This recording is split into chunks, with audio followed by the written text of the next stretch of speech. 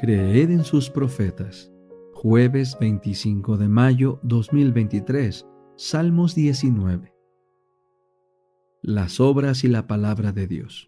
Al músico principal, Salmo de David. Los cielos cuentan la gloria de Dios y el firmamento anuncia la obra de sus manos. Un día comunica su mensaje al otro día y una noche a la otra declara sabiduría. No es un lenguaje de palabras, ni se escucha su voz, pero por toda la tierra salió su voz y hasta el extremo del mundo sus palabras. En ellos puso un tabernáculo para el sol, y éste, como un novio que sale de su dosel, se alegra como un valiente que emprende la carrera. En un extremo del cielo está su salida, y en el otro está su punto de retorno. No hay nada que se esconda de su calor. La ley del Señor es perfecta, restaura el alma. El testimonio del Señor es fiel, hace sabio al ingenuo. Los preceptos del Señor son rectos, alegran el corazón. El mandamiento del Señor es puro, alumbra los ojos. El temor del Señor es limpio, permanece para siempre. Los juicios del Señor son verdad, son todos justos. Son más deseables que el oro, más que mucho oro fino. Son más dulces que la miel que destila del panal. Además con ellos es amonestado tu siervo. En guardarlos hay grande galardón. ¿Quién entenderá los errores? Líbrame de los que me son ocultos. Asimismo, guarda a tu siervo de los arrogantes, que ellos no se enseñoreen de mí. Entonces seré íntegro y limpio de gran rebelión. Serán gratos los dichos de mi boca y la meditación de mi corazón delante de ti, oh Señor, roca mía y redentor mío. El conflicto de los siglos, capítulo 12. La reforma en Francia.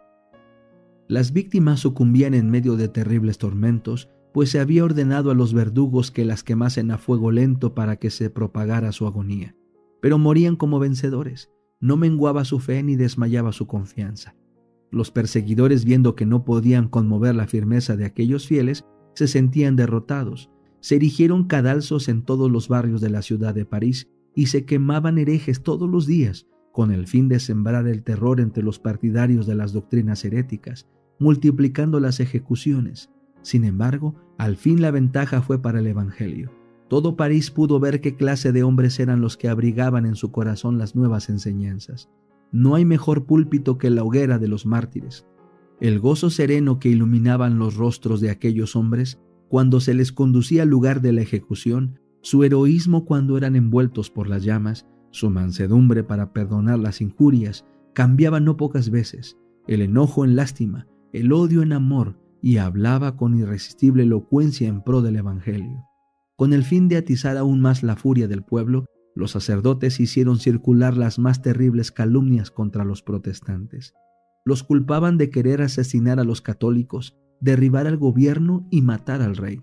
Ni sombra de evidencia podían presentar en apoyo de tales asertos. Sin embargo, resultaron siniestras profecías que iban a tener su cumplimiento, pero en circunstancias diferentes y por muy diversas causas.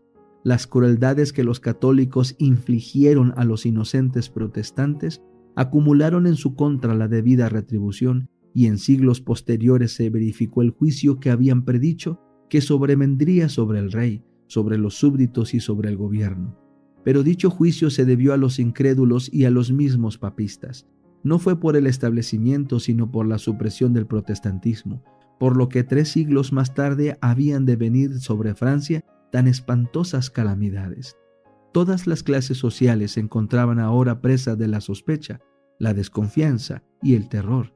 En medio de la alarma general, se notó cuán profundamente se habían arraigado las enseñanzas luteranas en las mentes de los hombres que más se distinguían por su brillante educación, su influencia y la superioridad de su carácter. Los puestos más honrosos y de más confianza quedaron de repente vacantes. Desaparecieron artesanos, impresores, literatos, catedráticos de las universidades, autores y hasta cortesanos. A centenares salían huyendo de París, desterrándose voluntariamente de su propio país, dando así en muchos casos la primera indicación de que estaban en favor de la reforma. Los papistas se admiraban al ver a tantos herejes de quienes no habían sospechado y que habían sido tolerados entre ellos. Su ira se descargó sobre la multitud de humildes víctimas que había a su alcance. Las cárceles quedaron atestadas y el aire parecía oscurecerse con el humo de tantas hogueras en que se hacía morir a los que profesaban el Evangelio. Francisco I se vanagloriaba de ser uno de los caudillos del gran movimiento que hizo revivir las letras a principios del siglo XVI. Tenía especial deleite en reunir en su corte a literatos de todos los países. A su empeño de saber y al desprecio que le inspiraba la ignorancia y la superstición de los frailes se debía, siquiera en parte, el grado de tolerancia que había concedido a los reformadores. Pero en su celo por aniquilar la herejía, este fomentador del saber expidió un edicto declarando abolida la imprenta en toda Francia. Francisco I ofrece uno de los muchos ejemplos conocidos de cómo la cultura intelectual no es una salvaguardia contra la persecución y la intolerancia religiosa. Francia, por medio de una ceremonia pública y solemne, iba a comprometerse formalmente en la destrucción del protestantismo. Los sacerdotes exigían que el insulto lanzado al cielo en la condenación de la misa fuese expiado con sangre y que el rey, en nombre del pueblo, sancionara la espantosa tarea.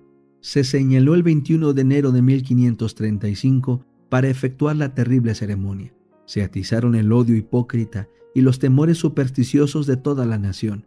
París estaba repleto de visitantes que habían acudido de los alrededores y que invadían sus calles. Tenía que empezar el día con el desfile de una larga e imponente procesión. Las casas por delante de las cuales debía pasar estaban enlutadas y se habían levantado altares de trecho en trecho. Frente a todas las puertas había una luz encendida en honor del Santo Sacramento.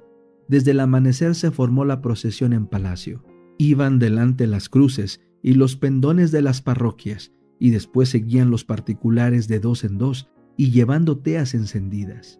A continuación seguían las 4 órdenes de frailes, luciendo cada una sus vestiduras particulares. A esta seguía una gran colección de famosas reliquias. Iban tras ellas en sus carrozas los altos dignatarios eclesiásticos, ostentando sus vestiduras moradas y de escarlata adornadas con pedrerías, formando todo aquello un conjunto espléndido y deslumbrador. La hostia era llevada por el obispo de París bajo vistoso dosel, sostenido por 4 príncipes de los de más alta jerarquía. Tras ellos iba el monarca.